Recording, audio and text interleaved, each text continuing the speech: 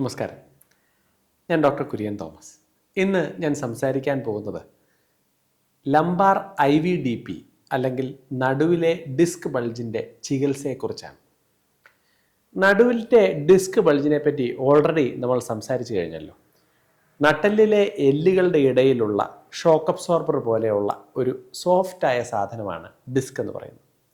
ഇത് പൊട്ടുകയും പുറത്തേക്ക് ബൾജ് ചെയ്യുന്നതുകൊണ്ട് രോഗികൾക്ക് നടുവേദന, കാലിലേക്ക് മിന്നൽ പോലെയുള്ള വേദന, കാലുകൾ കഴയ്ക്കുക, കാലിൻ്റെ ചില ഭാഗങ്ങളിൽ മരവിപ്പ് വരിക, പിന്നെ പ്രശ്നം കലശലായാൽ കാലിന് ബലക്കുറവ്, മൂത്രം പോകുന്നതിന് തടസ്സം, വയറ്റിൽ നിന്ന് പോകുന്നതിന് തടസ്സം എന്നിങ്ങനെയുള്ള പ്രശ്നങ്ങൾ ഉണ്ടാകാം.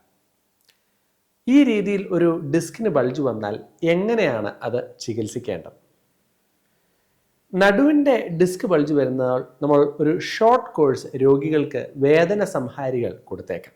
അത് NSAIDs എന്ന് വെച്ചാൽ non steroidal anti inflammatory drugs എന്ന് പറയുന്ന വിഭാഗത്തിൽപ്പെട്ടവയാണ് കൂടുതലും കൊടുക്കുക.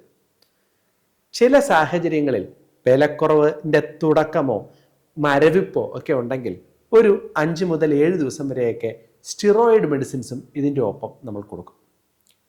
കുറച്ച് സമയത്തേക്കുള്ള വേദന സംഹാരികൾ മാത്രമേ ഉപയോഗിക്കുകയുള്ളൂ. നീണ്ട കാലത്തേക്ക് ഇവ കഴിച്ചാൽ അത് കിഡ്നിക്കൊക്കെ കേടുണ്ടാവാനുള്ള സാധ്യതകളുണ്ട്. നടുവിൻ്റെ അവിടെ ഉള്ള മസിലിൻ്റെ ടൈറ്റ്നെസ് കുറയ്ക്കാൻ മസിൽ റിലാക്സൻസ് ആയിട്ടുള്ള ബാക്ലോഫൻ, ടോൾപെരിസോൺ, തയോകോൾച്ചിക്കോസൈഡ്, ഡയസപ്പാം ഇങ്ങനെയുള്ള ചില മരുന്നുകൾ നമ്മൾ ഉപയോഗിക്കും.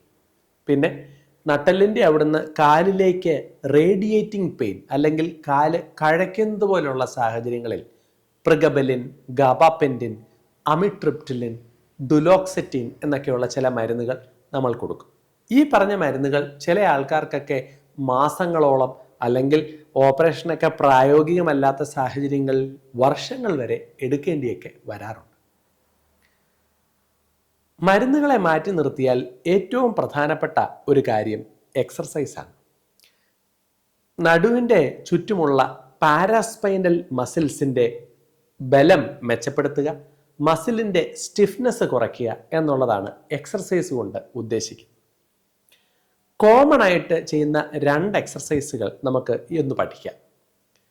ഒരു രോഗി നേരെ കിടന്നതിന് ശേഷം ഒരു കാല് താഴ്ത്തി വെച്ചിട്ട് പിന്നെ മറ്റേ കാല് പൊക്കി പിടിക്കുക. അങ്ങനെ ഒരു 45 ഡിഗ്രി പൊക്കിയതിന് ശേഷം 10 സെക്കൻഡ് വരെ അങ്ങനെ പിടിക്കുക. അതിനുശേഷം പതിയെ താത്തുക. പിന്നെ മറ്റേ കാല് വീണ്ടും 45 ഡിഗ്രി പൊക്കുക, അതിനുശേഷം താത്തുക. ഇങ്ങനെ 2 കാലും മാറി മാറി പൊക്കി പിടിക്കണം. ഇത് ഒരു കാല് 10 തവണ, മറ്റേ കാല് 10 തവണ എന്ന് ചെയ്യണം. രണ്ടാമത്തെ എക്സർസൈസ് നീ ഫ്ലെക്ഷനാണ്. മുട്ട് ഈ പടത്തിൽ കാണുന്നത് പോലെ ഒരു മുട്ട് വയറ്റത്തേക്ക് പറ്റുന്നത്രയും മടക്കുക. അങ്ങനെ 10 വരെ മനസ്സിലെണ്ണുക, അത്രയും സമയം ഹോൾഡ് ചെയ്യണം. പിന്നെ മറ്റേ മുട്ട് വയറ്റത്തോട്ടേക്ക് അടുപ്പിക്കുക. ഒരു മുട്ട് വയറ്റത്തോട്ടേക്ക് അടുപ്പിക്കുന്ന സമയത്ത് മറ്റേ കാല് നേരെ സ്ട്രെയിറ്റ് ആയിട്ട് വേണം ഇരിക്കാൻ. ഇത് മാറി മാറി 2 കാലിന് 10 തവണ ചെയ്യുക. ചില എക്സർസൈസുകളൊക്കെ ചെയ്യുമ്പോൾ നടുവിന് അപകടം ഉണ്ടാകാം എന്നുള്ളതുകൊണ്ട് സുരക്ഷിതമായ രീതിയിൽ ചെയ്യാവുന്ന 2 എക്സർസൈസുകളാണ് ഇത്.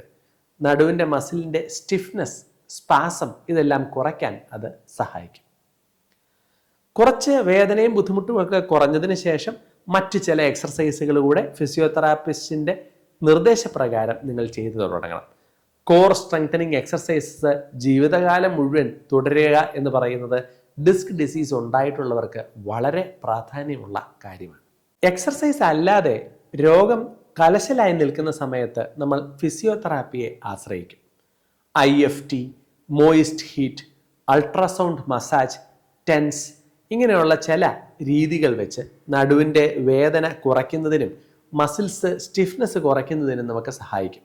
അരമണിക്കൂറൊക്കെ നീണ്ടു നിൽക്കുന്ന, ചിലപ്പോഴൊക്കെ 1 മണിക്കൂർ വരെ നീണ്ടു നിൽക്കുന്ന ഈ മെഷേഴ്സ് ഉപയോഗിച്ചാൽ ഒരാഴ്ച 10 ദിവസം കൊണ്ടൊക്കെ വേദന സംഹാരികൾ ഉപയോഗിക്കാതെ തന്നെ കലശലായ വേദനയ്ക്ക് പലരിലും ശമനം ഉണ്ടാകാറുണ്ട്. മരുന്ന്, എക്സർസൈസ്, പിന്നെ ഈ ഫിസിയോതെറാപ്പി മെഷേഴ്സ് മാറ്റി നിർത്തിയാൽ ഈ ഡിസ്ക് ബൾജുള്ള ആൾക്കാർ അവരുടെ ജീവിത രീതിയിൽ ചില വ്യത്യാസങ്ങൾ വരുത്തേണ്ടതുണ്ട്. ഒന്നാമത്തെ കാര്യം, അവർ ഇരിക്കുമ്പോൾ നിവർന്ന് ഇരിക്കാനായിട്ട് ശ്രദ്ധിക്കണം. മുമ്പോട്ടേക്ക് ഇങ്ങനെ കുനിഞ്ഞ് ഇരിക്കാൻ പാടില്ല. 2, മുമ്പോട്ടേക്ക് നിലത്തോട്ട് കുനിഞ്ഞ് നടുമടക്കി കാര്യങ്ങളൊന്നും എടുക്കാനോ പാടില്ല. ഇരുന്നു കൊണ്ട് കുനിഞ്ഞ് ഷൂസ് ഇടുക, ഇരുന്നു കൊണ്ട് ചെരുപ്പിൻ്റെ വള്ളി കെട്ടുക, ഇങ്ങനെയുള്ള കാര്യങ്ങൾ ചെയ്യാൻ പാടില്ല. നിലത്തുനിന്ന് സാധനങ്ങൾ എടുക്കണം എന്നുണ്ടെന്നുണ്ടെങ്കിൽ മുട്ടുമടക്കി നടുമടക്കാതെ വേണം എടുക്കാൻ.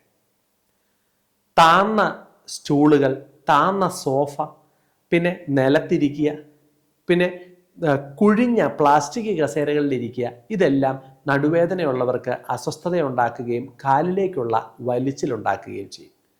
ഏറ്റവും നല്ലത് പൊക്കമുള്ള പരന്ന ഒരു തടി കസേരയിൽ ഞാൻ പറഞ്ഞ രീതിയിൽ നിവർന്ന് ഇരിക്കുന്നതാണ്. കിടക്കുന്ന മെത്തയുടെ കാര്യത്തിലും ശ്രദ്ധിക്കണം. പഞ്ഞിമെത്തയിലോ പിന്നെ ചില ബെഡുകളിലൊക്കെ ഈ കള്ളികൾ പോലെ കളം പോലെയൊക്കെ കാണാം. അങ്ങനെയുള്ള മെത്തകളിൽ കിടക്കുവാണെങ്കിൽ രാവിലെ എഴുന്നേൽക്കുമ്പോൾ കലശലായ നടുവേദന ഉണ്ടാവും. നിങ്ങൾ കിടക്കുമ്പോൾ കട്ടിയുള്ള മെത്തയിൽ വേണം കിടക്കാൻ. എന്ന് വെച്ചാൽ ആശുപത്രി കിടക്കയൊക്കെ പോലെ, എന്ന് വെച്ചാൽ കിടന്നാൽ കുഴിഞ്ഞു പോകാൻ പാടില്ല. നിങ്ങളുടെ വീട്ടിലുള്ള പഞ്ഞി നിറച്ചിരിക്കുന്ന മെത്തകൾ പോലും ചിലപ്പോഴൊക്കെ മറുവശം കയറാണ് എന്നുണ്ടെങ്കിൽ ഈ കൊയർ മാട്രസസ് തിരിച്ചിടുക എന്ന് പറയുന്നതും നല്ലതായിരിക്കും. പല ആൾക്കാരും ചോദിക്കാറുണ്ട്, ഞാൻ വെറും തടിയിൽ നിലത്തങ്ങ് കിടന്നേക്കട്ടെ എന്ന്. അത് പല ആൾക്കാരിലും പ്രശ്നം ഉണ്ടാക്കാറുണ്ട്.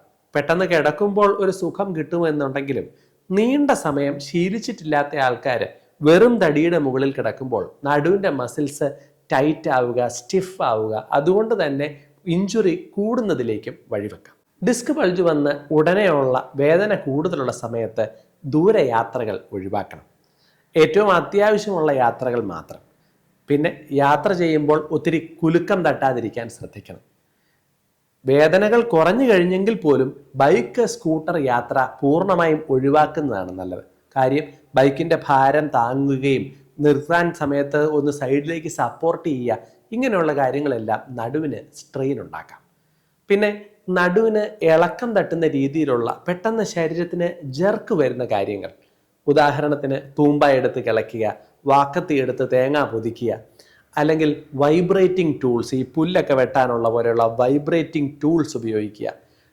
ബൈക്കിൽ, സ്കൂട്ടറിൽ പോകുമ്പോൾ പെട്ടെന്ന് ഗട്ടറിൽ ചാടുമ്പോൾ ശരീരത്തിന് വരുന്ന ജെർക്ക്, ഇങ്ങനെ ശരീരത്തിന് പെട്ടെന്ന് ഇളക്കം തട്ടുന്ന കാര്യങ്ങളെല്ലാം നിങ്ങൾക്ക് വന്ന ആ ബുദ്ധിമുട്ട് മാറിപ്പോയി എങ്കിൽ വീണ്ടും പ്രശ്നത്തിലേക്ക് വഴിവെക്കുന്നതിലേക്ക് ഉണ്ടാകാം.